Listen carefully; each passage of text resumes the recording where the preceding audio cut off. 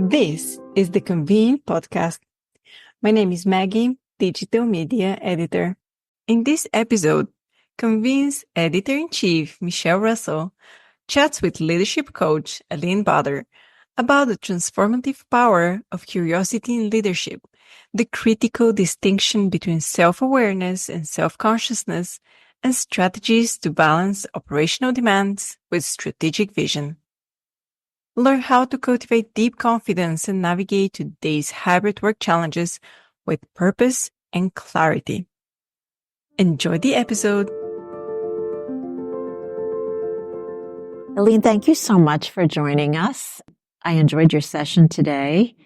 So I think what really spoke to me was asking questions, because this is what I do for a living. But I think I shared with you outside the meeting room that I have noticed there's a lack of curiosity among other people who don't perhaps do what I do for a living, which is to ask people questions. And I'm always surprised that people don't seem more curious to ask questions about other people. Is that something you come across in your consulting work frequently? Indeed. And if you're asking me why that is, then we have an obscene amount of thoughts that are going on in our heads all the time that really prevent us from actually being curious. And some of us have that natural, we don't know why, but we're quite curious about somebody else, but some of us don't. And we have to do that work, right? We have to actually do that work on figuring out how is it that we're thinking, why is it that we're thinking what we're thinking, and it's preventing us from being curious about somebody else. Here's the thing that I actually find about curiosity that's actually fascinating too. And this is, a fantastic author that's published a lot of work. Her name is Francesca Gino. She talks about this idea of curiosity and judgment cannot coexist. If you really think about that, right? If we remove the judgment of ourselves and of other people, then we can naturally fall into that curiosity space. But it is a very difficult thing to manage, but not impossible. Right. It's more of when you're curious, you have an open mind and you want to get to something, and you can't let those other thoughts about, oh, this person's going to say this, I'm judging them on that. It's an interesting dynamic. Yeah. And indeed, if we're just listening to ourselves and somebody's talking at that time, then we're not really listening to them, are we? Right. We're listening to ourselves. Right. So something else you talked about, which really resonated with me, was being self-aware. And I think there's a fine line between being self-aware and being self-conscious. And I tend to trip across that line and be more self-conscious. And I think being self-conscious prevents you from doing things that you might otherwise do, while being self-aware gives you more depth or opportunity to do those things. So I'd love for you to talk a little bit about the difference between the two. Yeah, and it's a terrific question to ask. And I think for me, self-awareness, what do we get from self-awareness? We get agency. We get agency. We're seeing both what's really good about ourselves, and we're seeing what could be improved on. Self-consciousness is when we're only seeing what we're judging, right? We're only seeing the things that we want to work on. And so it's really, really hard to see the other side of the equation when we're being self-conscious.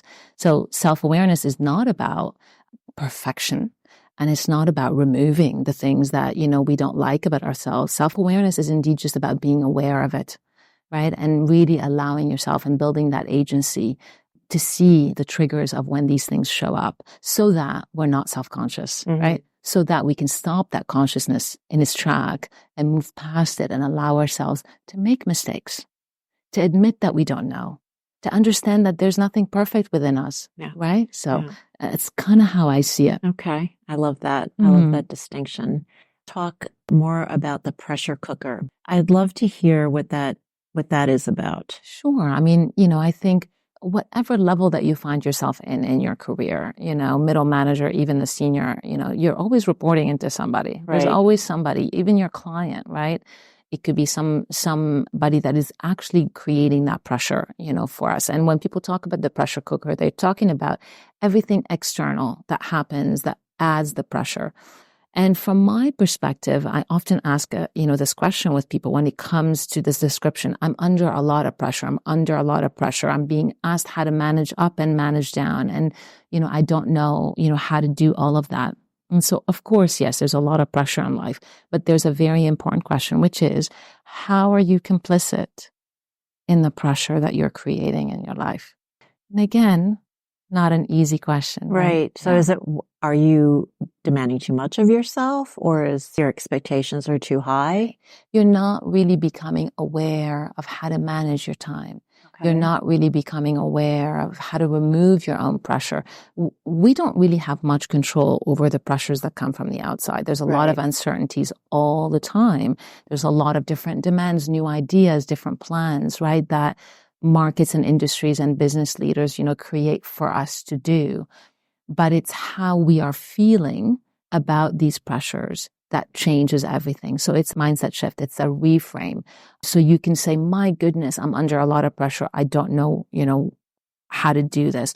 Or you can actually say, you know what? There's a lot of different demands on my plate, but what am I learning in all of that? That simple shift in the mindset helps us understand how to manage the pressure that we're in. So pressure cooker, it's always there, right? But it's how you are actually looking at it, how you're framing it or potentially reframing it, that's going to make it or break it for you. I love that, because I think in our industry, in the events industry, there are people who are in this position of leadership of their teams. Yes. Yet they're highly executional. Ooh. Right. So they're doing the execution as well as the strategy. Yeah. And I just think that switching between the two is very difficult.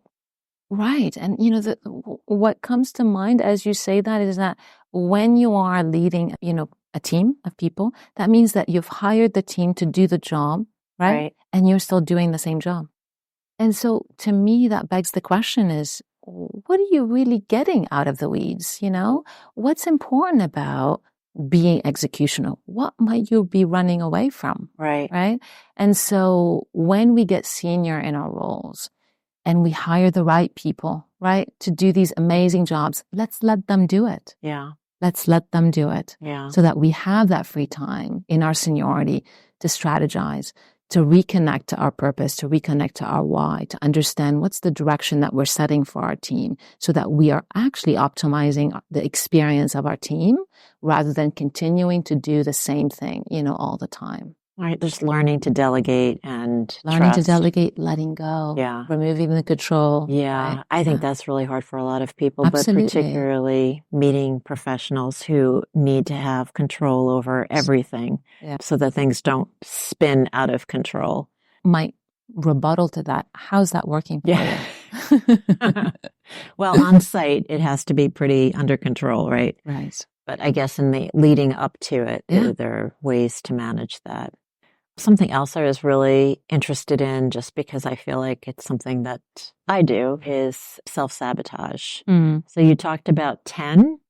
I'd love to hear what those are. I don't know that you had time during your session to really go into them. So what are the things that we do that we sabotage ourselves? Yeah, I love that question. Thank you for asking it. This is research that's based out of Stanford University, and it's written in a great book called Positive Intelligence by a fantastic professor. His name is Shirzad Sharmin. And he talks about this idea of sabotage. It's not a foreign concept. We've been talking about whether we think positively, whether we think negatively for a long time. But it's great when people give us, frameworks from which we can work with. And he's done that. And he's created these sort of 10 different patterns that we think. And so it's an assessment that, people take to understand how their thinking is either sabotaging them or moving them forward. Now, when you hear the word sabotage, you are automatically in that self-consciousness space, automatically in that judgment space, of, oh my gosh, I didn't realize that this is what I'm doing to myself. But every single pattern that you get in the result, and usually there's like these top 3 that really run the show in your mind, there's something wonderful about them, right? And it's the essence of who we are. So for example, you have a hyperachiever as a pattern, or you have a controller as a pattern, or you might have a pleaser as a pattern. What's wrong with pleasing? We need empathy in the workplace, right? However, when we take it to a hyper mode, when we're pleasing just to please because we're actually wanting the validation ourselves, right? Yeah. This is now sabotage.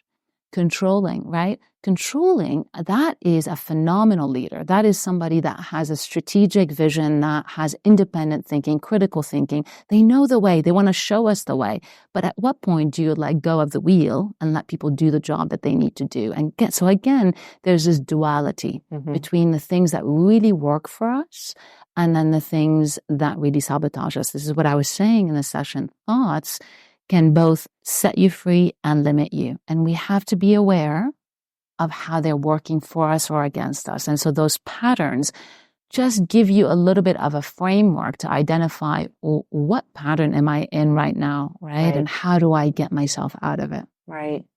I think many of us have this tape playing in our heads and we don't even realize that we can stop the tape and Exactly. It just becomes our entire environment is in our head.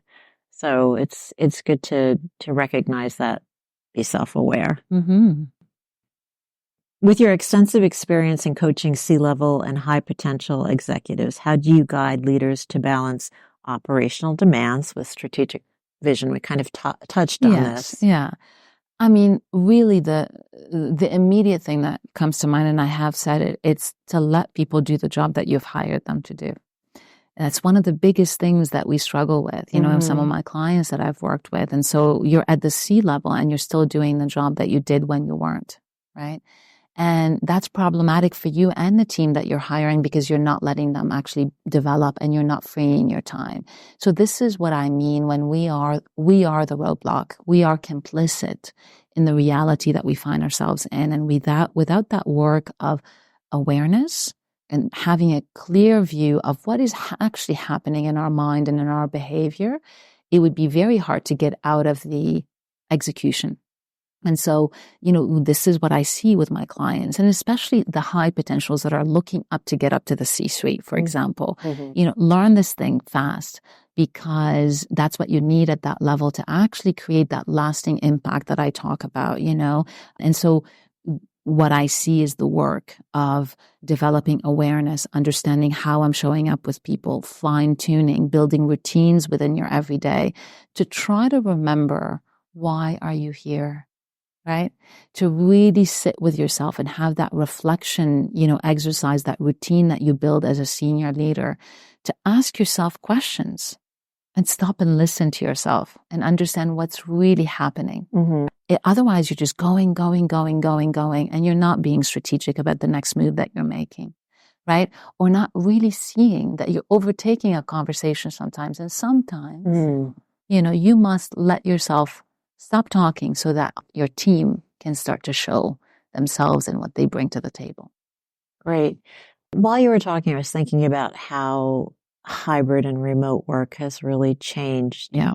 And what the most recent news was just that Amazon is requiring all of their employees to be back in the office 5 days a week.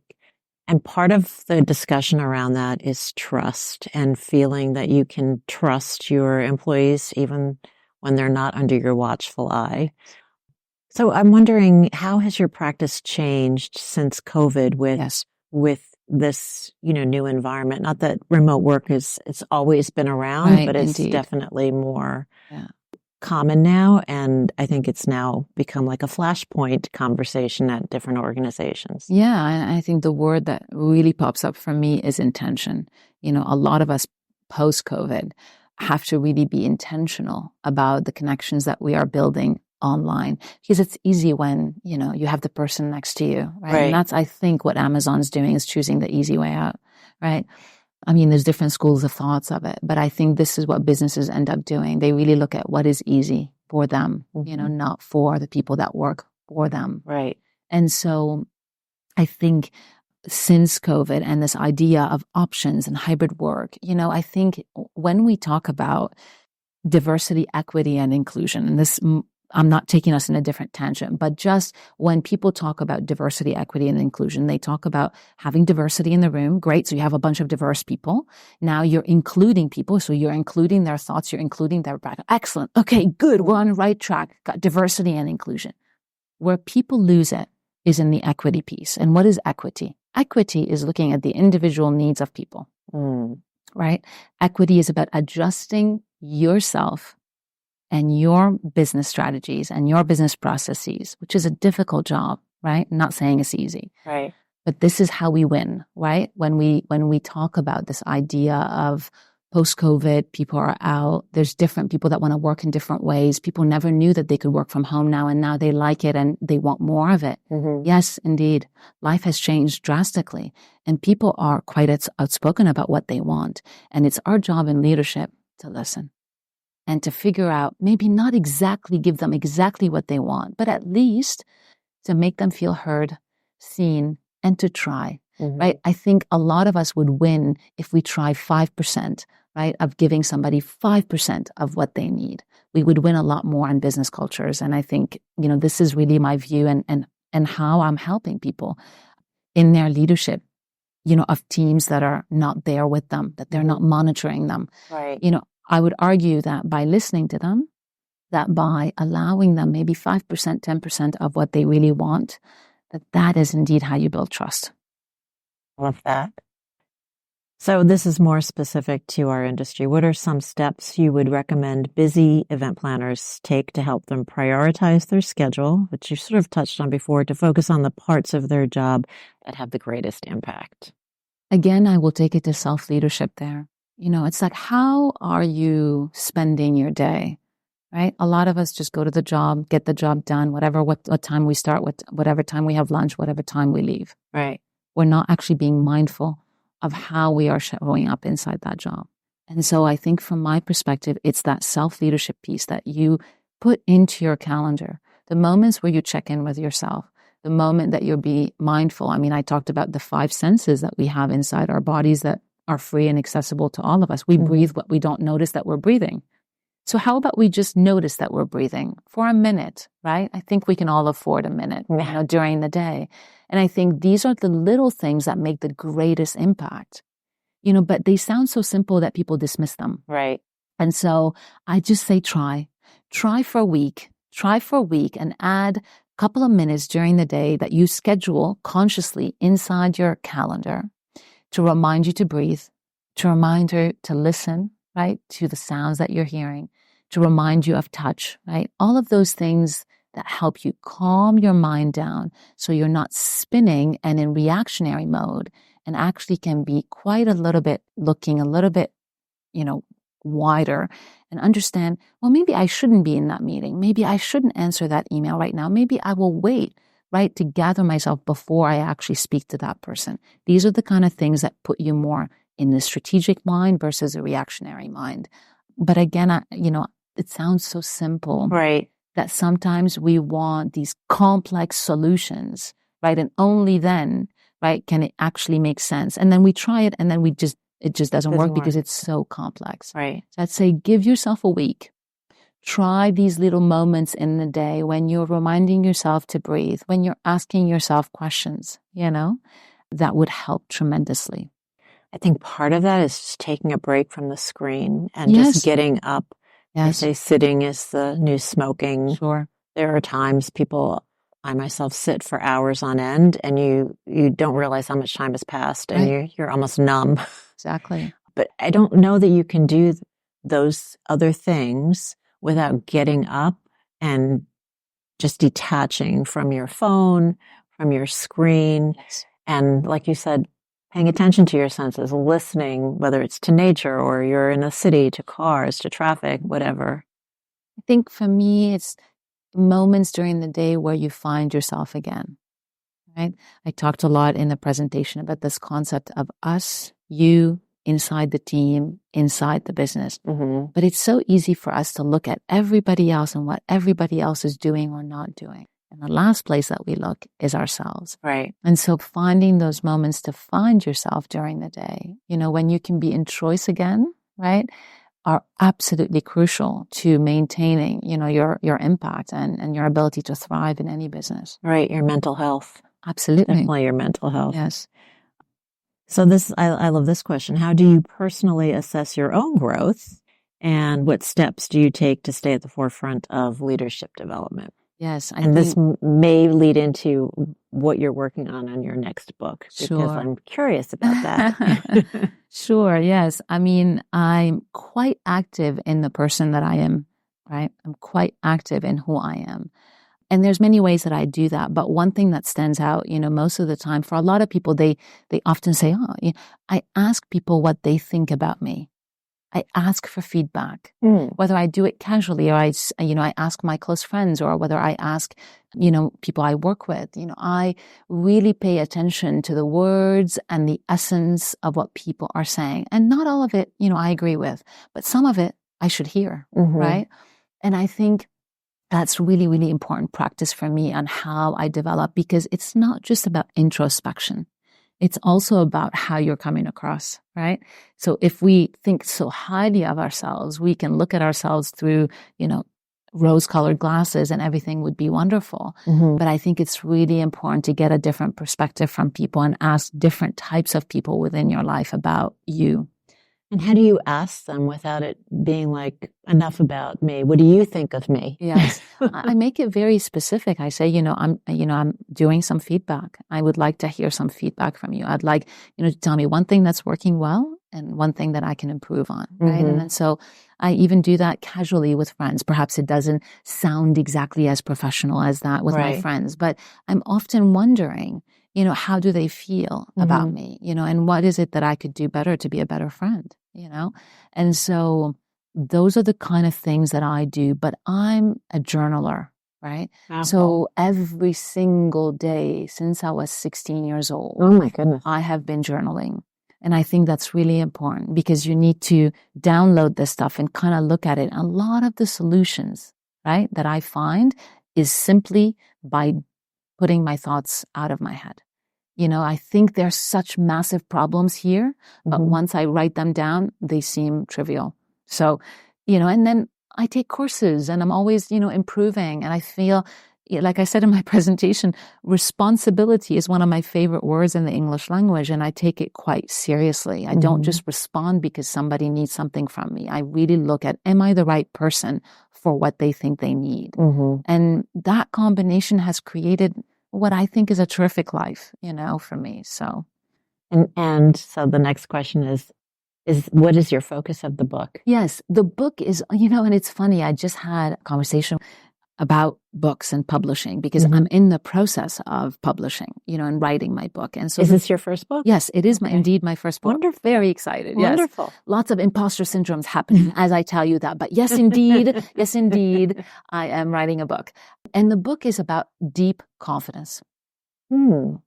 It really is about deep confidence. I talk so much in the model of coaching that I've created about the 3 C's. They are clarity, they are confidence, and they are credibility. And here's the thing that I find my clients always needing more time on, and it's confidence, right? So deepening our confidence, right, in ourselves, so that we know how to remove the advice that we want to give and let somebody actually tell us what they think about the subject that we know so well. That's deep confidence. Deep confidence is seeing your faults and being okay with it, right? Deep faults and knowing that you're nervous, but doing the job that's in front of you anyway, right?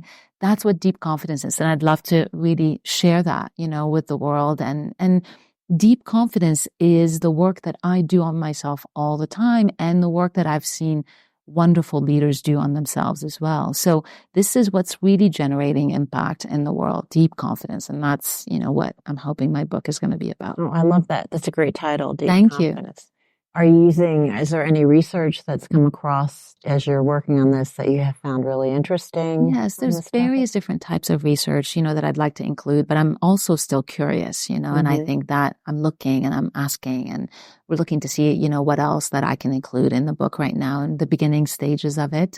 But absolutely, I'm going to need some research, because it's not just about what I think about the topic, right? It's also what other people have studied, and try to get to a happy medium on this topic of deep confidence between what I've seen in my own life, what I've seen with my clients, leadership and life, and certainly what other people have studied, and explored as well.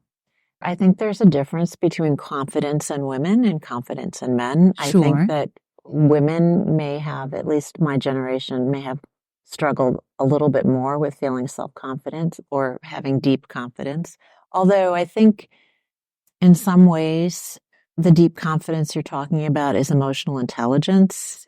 And I think women actually have a little bit of an advantage there in the way that we're brought up or the way that we're wired. I don't know. Yeah. But is that part of your exploration? Yes. Yes. And I think here's what I'll say. There's two things here. I'm hearing the general sort of perspective that there's a difference between men's confidence and women's confidence. And that is, in fact, yes, it's absolutely true that exists. Mm-hmm. I've been very lucky, however, to have seen deep confidence in both men and women. I have been very lucky to have seen great empathy in both men and women. And so they do exist. I think perhaps we don't talk about them enough, and I think on the men's side, perhaps showing too much empathy is not a good thing. And on a woman's side either. Right. And so I think it's one thing to take, a belief system or a statement that, general public is making about, a group of people. It's another thing to understand, well, what are we really saying here? And what else can we find out about that statement? And, who are the people that are doing it right? And those are the kind of things I really want to highlight in my book, because I have known so many amazing women that have tremendous deep confidence. But that distinction that you made is exactly that. It's not about arrogance. Right. It's not about speaking up, right? It's not about being the loudest voice in the room, right? And so if a woman is trying to be confident by implementing those things, I would say that there's a little bit of a sabotage that's happening. There's a little bit of a blind spot that's happening there. What we really want is true, deep confidence, right? That we work on by working on our emotional intelligence and understanding that level 2 and level 3 listening, which is, what does the room need from me right now? What does this conversation need from me right now? Am I flexible enough in my emotional intelligence and my self-regulation and my deep confidence to let somebody else speak, to not have to say the last word, right? And so that to me happens in both. I have seen them in both, that's wonderful. And maybe what I'll do in my book and what I'm hoping to do is to highlight that has worked, and that is totally possible for us to actually emulate. Wonderful. Well, is there anything that we haven't talked about that you wanted to cover? I would love to turn this conversation on you, but perhaps that's not, is not, because I love to ask questions, you see. And yes, so you could take a turn. Sure. Yeah. And for me, I think, what I'd love to know is what's really important about these conversations that you're doing here, at this conference. I think it's important for people to reflect. And I think that we don't have, to your point, we don't make time to reflect, to tune into ourselves. I think for me, and speaking with people that I know, COVID really kind of changed that, where we had more time, especially in this industry. This is a face-to-face industry. A lot of people were on the road an awful lot, attending conferences, putting them together. And when they were forced to stay home, well, there were a lot of disadvantages. I'm not saying it was a wonderful, wonderful period. It was horrific and scary and all those things. But it also gave people a chance to reflect on the quality of their lives and to think about, well, do I want to go back to what I used to do? Because in some ways, I'm much happier now. That was my experience. I think that's other people's experience. But we're also in an industry where it feels like we are just forgetting all of those lessons, and we're just in this frenzy to get back to the way things used to be. I love that. I'm hearing, it sounds like you're connecting something that happened to you and making it useful and purposeful in what you're doing and having these conversations and, taking a moment, taking a beat and really just talking to people and connecting in very real ways that was taken away, during those couple of years of COVID. Right. So it's really wonderful. And, I see that alignment, for you between, a purpose and what you actually do. And it's great. It's great to witness. Yeah, I think people are recognizing during COVID, we had digital events and there was something lost without being able to meet face-to-face. Yeah. So now that we have the opportunity to meet face-to-face, what can we do more intentionally to make that more meaningful for people? Yeah, and that is what's important to you. That's what's important to me. Yes, and I think that's what's important to the people who you are meeting here at this event. Yeah. I'm also curious about what was the reaction from people who attended your session and just talking to people. Yeah, I have a couple of people that have come up and just say, you've really made me think. People would say, you've reminded me of things that I know are important, but they've slipped away. Okay. And so it's wonderful. And, my next question to them is that, what are you going to do about it? Mm-hmm. And so it's really wonderful, the reaction that I'm getting. And here's the thing. I am not saying anything new. Right. We all know this, right? But we frame it in different ways, and we need reminders, and we need models, and we need, equations and, certain plans to help us get back to ourselves. And so the reaction has been terrific, quite positive, and couldn't be more thrilled, with what I'm hearing. So yes, thank you. There's a lot of great energy in that room. Indeed. Yes. Wonderful. Yeah. Well, thank you very much for taking the time to speak with me. Yes, thank you. If you enjoyed this episode, do give us a 5-star review and subscribe wherever you listen to podcasts. For more industry insights, visit pcma.org/convene. Until next time.